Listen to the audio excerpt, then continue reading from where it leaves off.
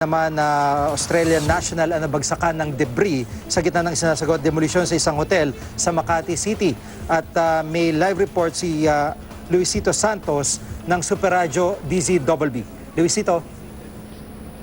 Gigi, sinuspindi muna ng Makati Public Safety Department itong demolisyon sa isang hotel sa Barangay Ordaneta sa Makati City.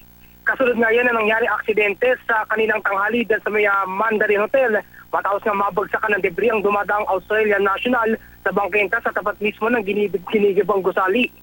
Ayon kay Architect Elmer Cabrera, ang officer in charge ng Makati Public Safety Department, ina-assess na nila ang insidente at iniimbestigahan na rin kung may nilabag o pagkukulang ang kontraktor ng gusali.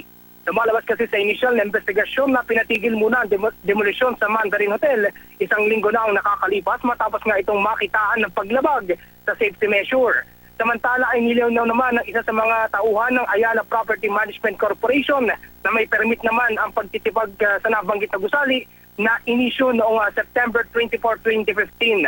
Dahil dito isasara muna sa westbound lane o ang westbound lane ng Paseo de Rojas magmula sa Buendia patungong Makati Avenue habang magsisilbi mo ng two-way ang kabilang lane nito sa mga motorista na magmumula sa magkabilang panig ng Makati Avenue at Buendia habang patuloy na ina-assess ang naturang insidente. Sa akin wala pa opisyal na pahayag mula sa kontraktor na gusali, gayon din sa pamunuan ng Mandarin Hotel kaugnay sa nangyaring insidente. Samantala ay naman sa Makati Rescue na unang responde sa insidente ay nasa maayos ang lugar.